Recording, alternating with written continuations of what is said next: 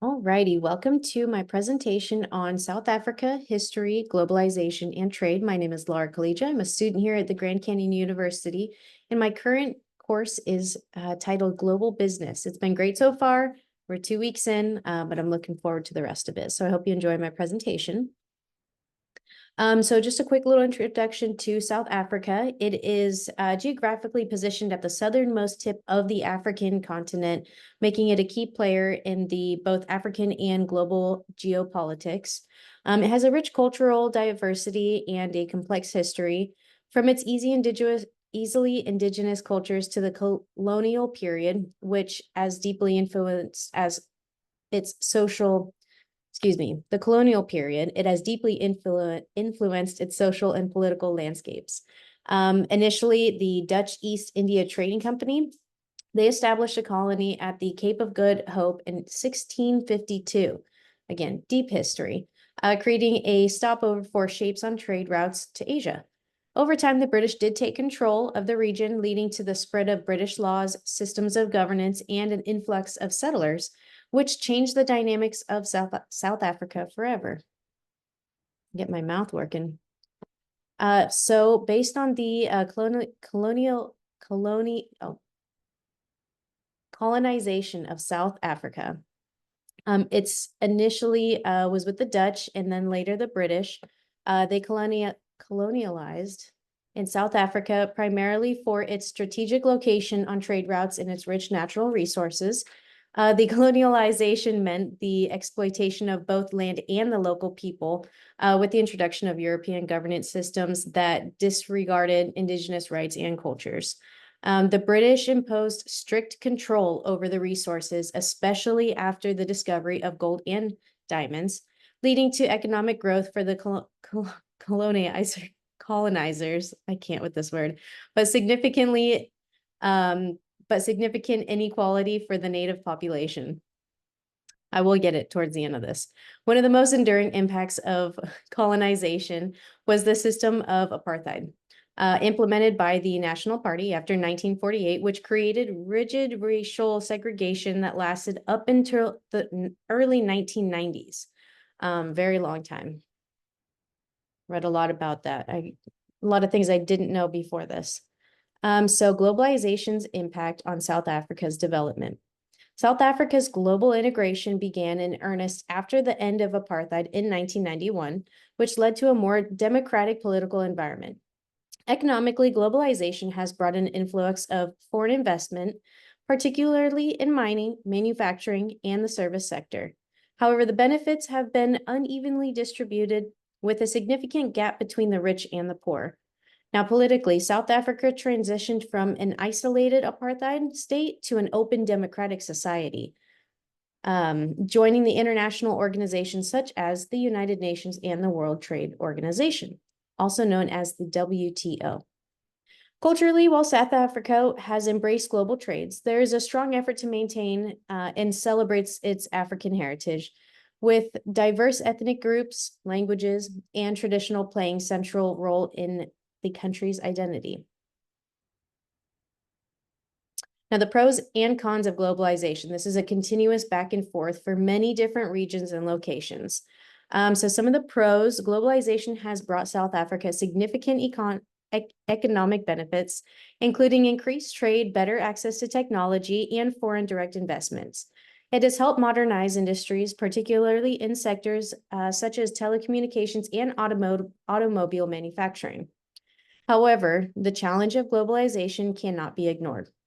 Despite economic growth, South Africa remains one of the most unequal countries in the world, with a large wealth gap that has worsened due to globalization. Many people, particularly in the rural areas, have not benefited from the globalized economy. Cultural impacts are also notable. While South Africa celebrates its rich cultural heritage, there is a sense of westernization that influences local traditions, languages, and practices. Environmental issues have emerged as a result of increased industrial activity, leading to concerns about sustainability and the depletion of natural resources. So a multinational corporation that is currently in South Africa. Now, Volkswagen, it's a major German multinational company, has been present in South Africa since 1951. The company initially established operations in the country to take advantage of the growing demands for automobiles in South Africa. It is a very busy city. The company's decision to enter South Africa was influenced by the country's growing middle class, which created a strong consumer market for vehicles, along with the cost advantages of local manufacturing. However, Volkswagen faced several challenges, including economic tilt, regular changes, and the complexities of operating in a country with a complicated political history. It has also had to navigate competition from both the local and the foreign car makers. But on a positive note, South Africa's expanding infrastructure, especially in transporting and logistics, has provided Volkswagen with excellent opportunities for growth. The company has also benefited from South Africa's membership in the regional trade agreements that facilitate in the exports of cars to neighboring countries. International institutes in South Africa. South Africa is an active member of international institutes like the United Nations, where it plays a significant role in peacekeeping operations, human rights advocacy, and climate change initiatives. The country has used its position for good for global reform that aligns with its domestic goals of development and social justice. The World Trade Organization is another key institution for South Africa, as it allows the country to participate in global trade rulemaking. The WTO helps ensure that South Africa has a voice for negotiating trade agreements that affects its exports, particularly in the agriculture and mining. So a significant trade bloc, Southern Africa Development Community, also known as the SADC. South Africa is a leading member of the South African Development Community, a regional economic bloc that aims to promote economic integration and development in South Africa. The SADC creates intra-regional trade, helping South Africa access new markets for its goods and services. It also supports infrastructure projects, energy initiatives, and regional corporations on issues like poverty and education. Through the SADC, South Africa benefits from preferential trade agreements with neighboring countries, which makes its exports more competitive and helps attract investment into key sectors. Trade partners and trade statistics. South Africa's main trading partners are China, Germany, the United States of America, and Japan. This reflects the country's strong ties to both emerging economies and industrialized nations. The country's primary exports include valuable commodities such as gold, platinum, and diamonds, alongside products like wines and fruits. South Africa imports machinery, petroleum, and chemicals, which are necessary for industrial development. Exchange rate fluctuations play a critical role in this trade, as they can affect the competitiveness of South Africa's exports and make imports more expensive, impacting the overall trade dynamics. For instance, a weaker rand, which is South Africa's currency, makes its exports cheaper, boosting demand, but it also increases the imports. The cost of the imports, which can affect the price of goods domestically. So, in conclusion, why South Africa? Their history, it's a fascinating history, combined with its role as a hub for trade and investments in Africa, makes it an important country to understand in global business.